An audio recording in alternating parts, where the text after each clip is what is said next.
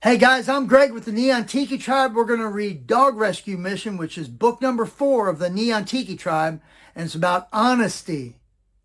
Tia, Moa, Greg, and Sniff Sniff were headed to the beach to meet Dar and Zeke. On their way, they saw their friend Jimmy walking down the street holding a dog leash, but with no dog. "Hey, Jimmy," Greg said. "Oh, hi, Greg. Hi, Tikis," Jimmy said sadly.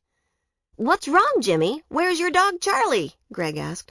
"I can't find him," Jimmy said. "Mom and Dad told me to close the gate, but I forgot, and he ran away." "Oh, no! Are your parents helping you find him?" Greg asked. "That's another problem. I kind of lied to my parents.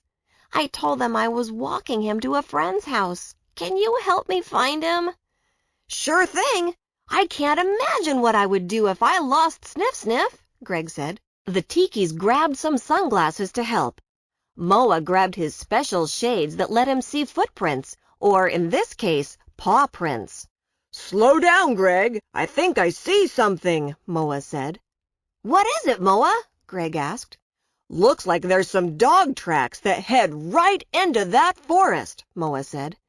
"See, Jimmy, we already have some clues," Greg said. The gang jumped out and followed the tracks to a small river. "That's weird," Moa said. "His trail seems to end right here near the water." "Hey, everybody! Look what I found on the ground!" Greg shouted.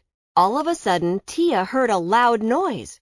She looked up and saw a large tree falling down, and it was heading right for Jimmy. Moa saw the tree just in time and caught it right before it hit Jimmy. "That was close," Jimmy said. "How does a tree that big just fall down?" Greg wondered. Tia noticed giant bite marks near the bottom of the tree. "It's Garmo," she said. "The Tiki tribe wouldn't be out here in the middle of the woods, would they?" Jimmy asked. "I think we're being followed. Stay close to me, Jimmy," Tia said. Just then, another tree, even bigger than before, began to fall. The giant oak tree came crashing down, sending pieces of wood everywhere. Tia, Greg, and Jimmy jumped out of the way just in time. When they looked up, there was Garmo and the rest of the Tiki tribe across the water. "Looking for this? You guys are barking up the wrong tree," Braca said. "Let go of that dog, Garmo," Moa demanded. "Or what? You'll hit us with a rolled-up newspaper," Pyra teased. "Let's get him, gang! There's 4 of us and only 2 of them," Hookah said. Hookah and Brackus charged at Tia. Quickly she put on her shades and fired a laser beam upstream. "Ha ha! You missed!" Hookah said. "No, I didn't!" Tia smirked. Water came rushing down the stream, swallowing the 2 in a huge wave. "Hope you boys can doggy paddle," Tia said. Garmo and Pyra jumped across the water, leaping at the Neon Tiki tribe. Moa made sure Jimmy, Greg, and Sniff Sniff kept a safe distance back. "Look out, Tia! Here they come!" Moa said. Pyra used her shades to shoot fire beams at Tia and anything else that was nearby. As Tia dodged the blasts, part of the forest caught on fire. Tia put the fire out by shooting water blasts from her shades. But that only made Pyra madder. She crept up behind Tia and got ready to take another shot at her. "Come out where I can see you, Tia." Tia used her sunglasses and turned invisible. Pyra couldn't see Tia climbing the tree behind her.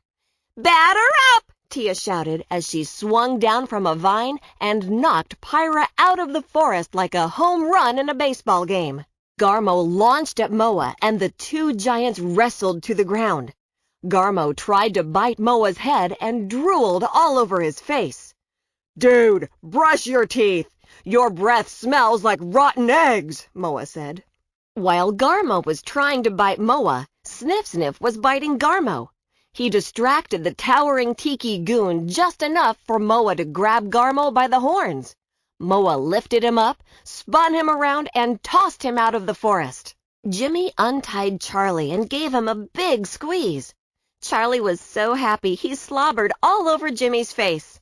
"Maybe you should name him Garmo," Moa joked. Thank you, Tiki, so much, Jimmy said. The Tikis took Jimmy and Charlie home. Boy, you really taught those guys a lesson, Jimmy said. I think there's a bigger lesson to be learned today, Moa said. Like what? Jimmy asked. That you should never lie to your parents, no matter what. Even if it gets me in trouble? Jimmy asked. Yup, it's always better to tell the truth, Tia answered. Greg and the Tikis waited outside while Jimmy told his mom and dad what really happened. He said he was scared to tell them he forgot to close the gate, so he made up the story about taking him to a friend's house. His parents weren't mad, but upset that he felt like he had to lie. You can always talk to us about anything, his dad said, and we could have helped you find Charlie. Jimmy's parents thanked the Tikis for teaching Jimmy to have the courage to tell the truth. As Greg and the Tikis got home, they noticed Zeke and Dar were waiting outside for them. What happened to you guys? Zeke said. Oh, we were just on a dog walk, Greg said. You missed the strangest thing, Zeke said. We were at the beach, and a couple Ku Tiki tribe members washed up on the shore. They looked like they were wiped out. I'm sure they were dog-tired, Greg said. Dog Rescue Mission, what a great book.